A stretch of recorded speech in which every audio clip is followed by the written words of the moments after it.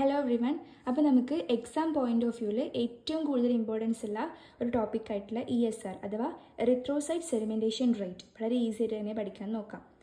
അതെന്തെന്ന് പറയട്ടെ, ഈ ഒരു ESR ചെയ്യാൻ വേണ്ടിയിട്ട് നമുക്ക് 5 മെത്തേഡ്സ് ഉണ്ട്. നമുക്ക് ടോട്ടലി 5 മെത്തേഡ്സ് ഉണ്ട്. ഒന്നാമത്തെ മെത്തേഡാണ് വെസ്റ്റർഗ്രൻസ് മെത്തേഡ്, ആൻഡ് സെക്കൻഡ് മെത്തേഡാണ് വിൻട്രോപ്സ് മെത്തേഡ്, തേർഡ് മെത്തേഡാണ് മൈക്രോ ESR മെത്തേഡ്, ഫോർത്ത് മെത്തേഡാണ് automated method, and fifth method is zeta sediment method. ഈ ഓരോ മെത്തേഡ്സ് നമ്മൾ ഡിസ്കസ് ചെയ്യും, വളരെ ഈസിയാണ്. ഓക്കെ, അപ്പോൾ നമുക്ക് ഇതിൻ്റെ ഒരു സിമ്പിൾ ഫോം എങ്ങനെയാണ് നോക്കാം.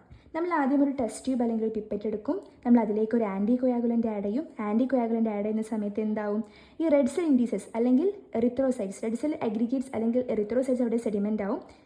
പ്ലാസ്മ ടോപ്പിൽ ഇങ്ങനെ ക്ലിയർലി വിസിബിളായിട്ട് അപ്പിയർ ആവും. അതായത് നമ്മൾ ആൻറ്റി കൊയാഗുലൻ്റ് ആഡ് ചെയ്യുന്ന സമയത്ത് റെഡ് സെൽ അഗ്രിഗേറ്റ്സ് ഒക്കെ സെറ്റിൽ ഡൗൺ ആവും, ആൻഡ് പ്ലാസ്മ ക്ലിയർലി വിസിബിളായിട്ട് അപ്പർ പാർട്ടിൽ കാണാൻ പറ്റും. എങ്ങനെ നമ്മൾ ആൻറ്റി കൊയാഗുലൻ്റ് ആഡ് ചെയ്താൽ ആ ഒരു സമയത്ത് തന്നെ ഈ ഒരു പ്രോസസ്സ് നടക്കില്ല. ഈ പ്രോസസ്സ് നടക്കണമെങ്കിൽ നമ്മൾ എന്ത് ചെയ്യണം, ഈ ആൻറ്റി കൊയാഗുലൻ്റ് ആഡ് ചെയ്തതിന് ശേഷം നമ്മൾ ഇതിനെ ഡിസ്റ്റർബ് ചെയ്യാതെ 1 hour വെക്കണം. ഇതിൻ്റെ സ്റ്റാൻഡേർഡ് ടൈം എന്ന് പറയുന്നത് ഒരു ESR എടുക്കാനുള്ള സ്റ്റാൻഡേർഡ് ടൈം എന്ന് പറയുന്നത് 1 hour ആണ്. അപ്പോൾ 1 hour നമ്മൾ ഇതിനെ അൺഡിസ്റ്റർബ്ലി വെച്ചാൽ മാത്രമേ ഇങ്ങനെ എറിത്രോസൈറ്റ്സ് ഒക്കെ സെഡിമെൻ്റ് ആയിട്ട് നമുക്ക് പ്ലാസ്മ ക്ലിയർലി വിസിബിളായിട്ട് കിട്ടുള്ളൂ.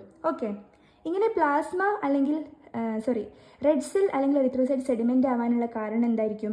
പ്ലാസ്മ മേലെ കാണാനും ഈ എറിത്രോസൈറ്റ് താഴെ സെഡിമെൻ്റ് ആവാനുള്ള റീസൺ കോമൺസ്ലി നമുക്ക് അറിയാൻ പറ്റും. എന്താണ് കാരണം? ഈ റെഡ് സെൽസിൻ്റെ അഥവാ എറിത്രോസൈറ്റ്സിൻ്റെ ഡെൻസിറ്റി എന്ന് പറയുന്നത് പ്ലാസ്മയുടെ ഡെൻസിറ്റിനേക്കാളും കൂടുതലാണ്.